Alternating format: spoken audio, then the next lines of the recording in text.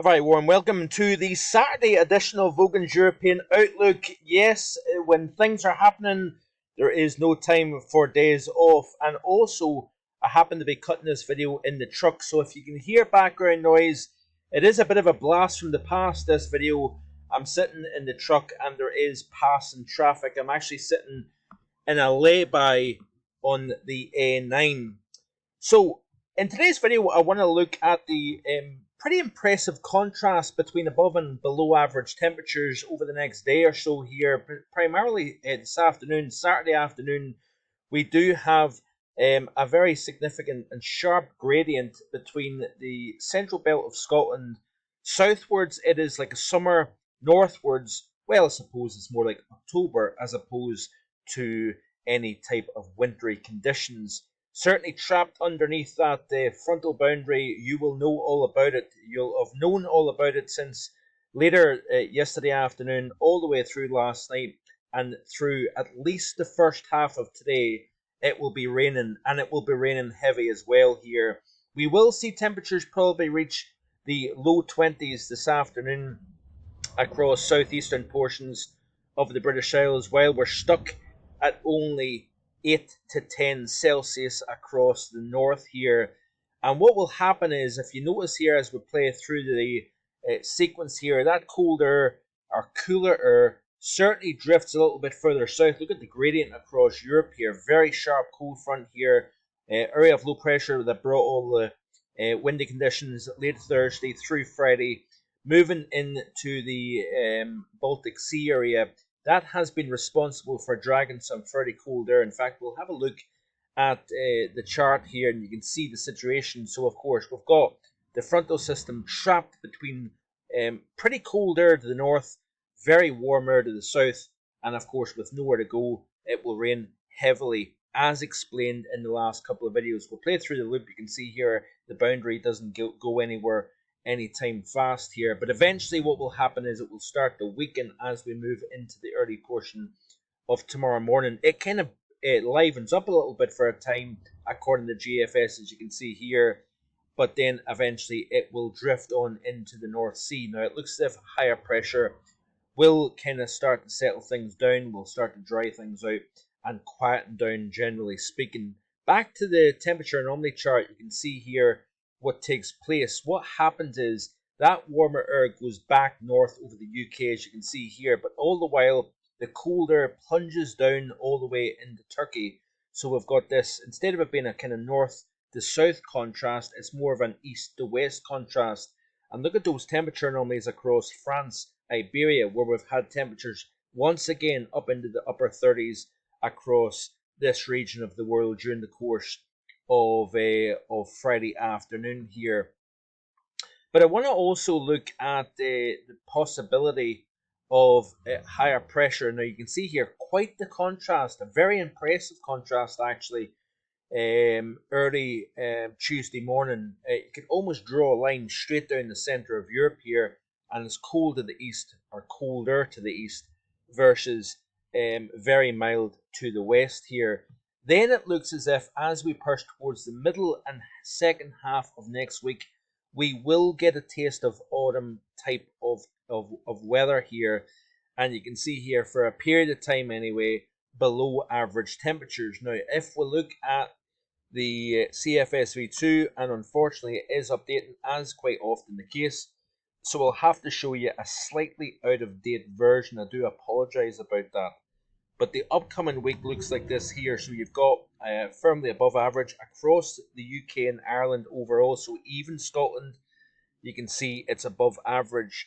The 500 millibar geopotential height anomalies look like this for week 1 here. And you can see the quite strong negative across Scandinavia and Eastern Europe. Very strong positive across Western Europe here.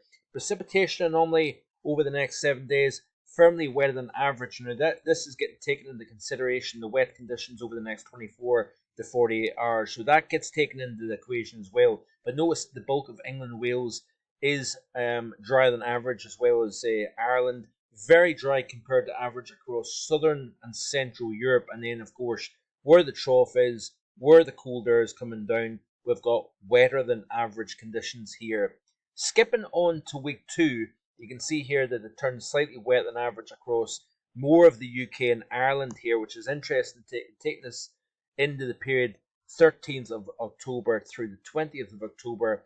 This is going to be a wetter than average month and also warmer than average as well, and that is going to be the important factor. So it looks as if it's following in September's footsteps of warmer and wetter than average here overall.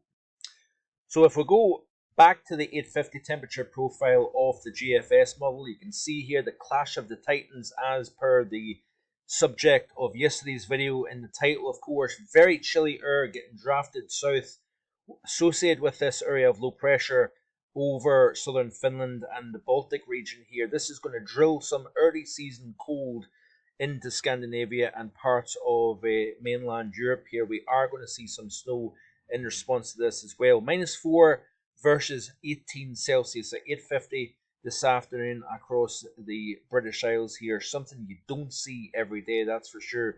But it's all about, like I've said before, the two areas of low pressure. One over the central North Atlantic, drawing warm air up from the south and from a tropical source. And we've got, of course, the other area of low pressure that passed to the north of the UK over the heart of northern Europe. That is drilling down some early season Arctic air, as you can see here. Notice that the clash of the air masses doesn't go very far. So, of course, that is where the heaviest rains will fall. And then, as you can see here, slightly milder air does get lifted briefly north.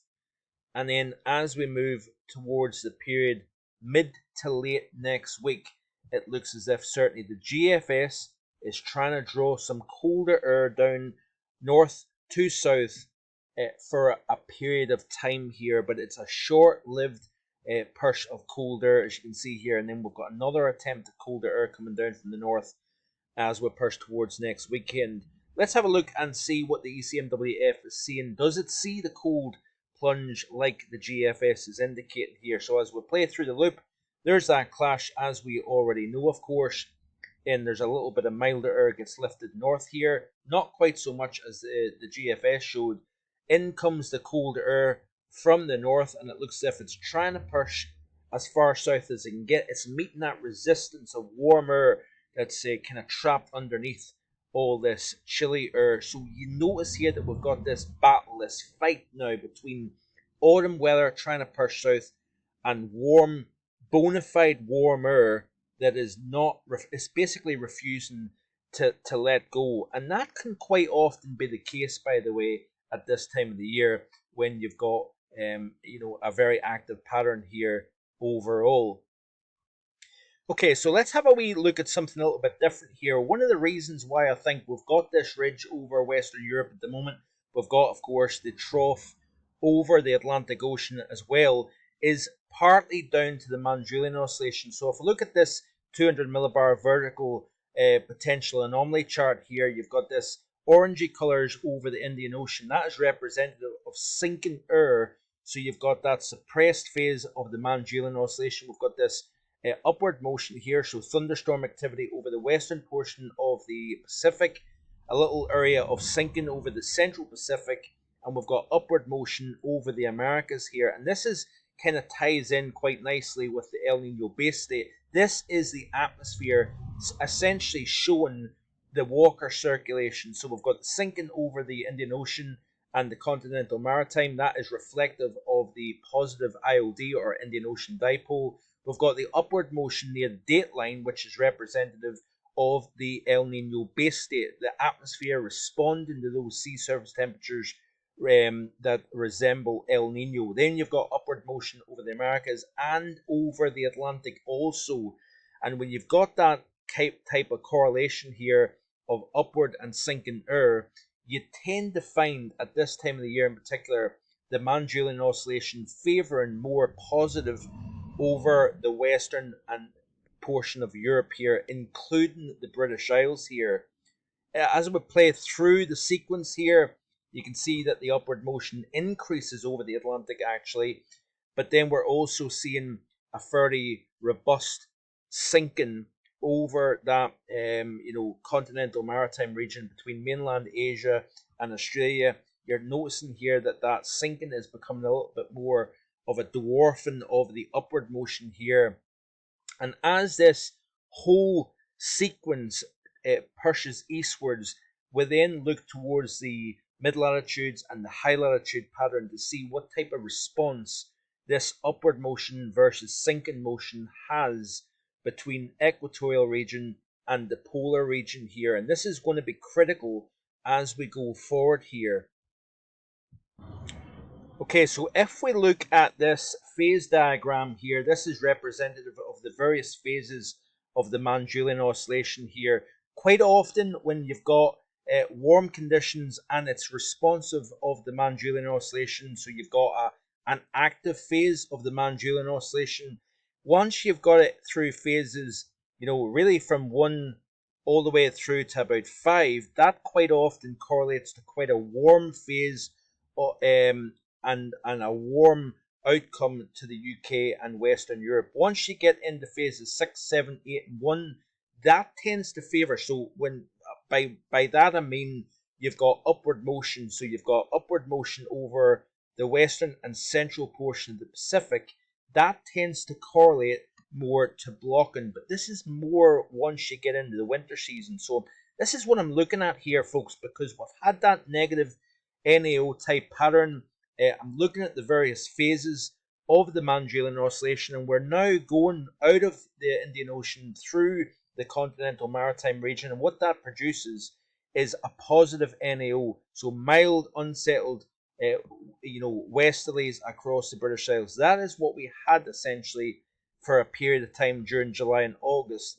But notice here that as we go through phases 5 and 6, and remember, that's exactly what we've just seen, is if we skip all the way back, you can see here that this is essentially resembling more of a kind of central Pacific upward motion versus sinking motion over the Indian Ocean.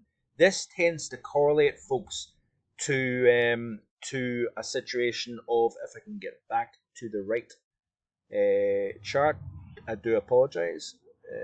I'm doing very well here. Sorry about this. As you go out of the warm phases of 5, 6, and 7, which tends to be more of a blocking high over the UK and Ireland, and that's exactly what we've got over the next 7 days. So we're kind of showing that kind of 4, 5 into 6 phase of the Madden-Julian oscillation. But as we rotate through the West Pacific into the central portion of the Pacific with upward motion over the Western Hemisphere and Africa, you're then promoting blocking, northerly blocking, and a negative NAO with Highland, Greenland blocking here taking place. And that is exactly the kind of thing that we're seeing at the moment here. So it's going to be very interesting. Now, during the month of July, when we had a firmly negative NAO, we had a phase 7, 8 into 1 of the Madden-Julian oscillation. And this is something that I'm looking at, repeating patterns. Let's have a look at the Madden-Julian oscillation actually and see, or not the Madden-Julian oscillation, the NAO pattern. Look at what happened during the month of July here when we had a robust West Central Pacific Madden-Julian oscillation. That also helped kickstart the El Nino as well. The Madden-Julian oscillation has essentially went to sleep over the last wee while, but when it was firmly negative during the month of July, early August, even middle portion of August, with the Madden-Julian oscillation being quite strong over the Western and Central Pacific, we also had the very wet, cool conditions over the UK and Ireland here. So it's going to be interesting to see. I'm a big believer in repeating patterns here. So what we've seen during during the middle and second half of the summer season, we're seeing that during the second half of September. Looks as if the NAO, as you can see here, is going still remaining in negative territory. Do we see this repeating itself as we go towards the early portion of the winter season? That is something that I'm going to look at. And stay tuned. If you haven't already done so, be sure to subscribe to the channel here. We will look at this in the upcoming work week. So next week, we're going to have update number 2 of the winter 2023-24 thoughts. So stay tuned for that. Lots of things to look at. And I'll be back tomorrow with the global weather and climate report. Enjoy the rest of your day, and I'll see you again tomorrow for more. Bye for now.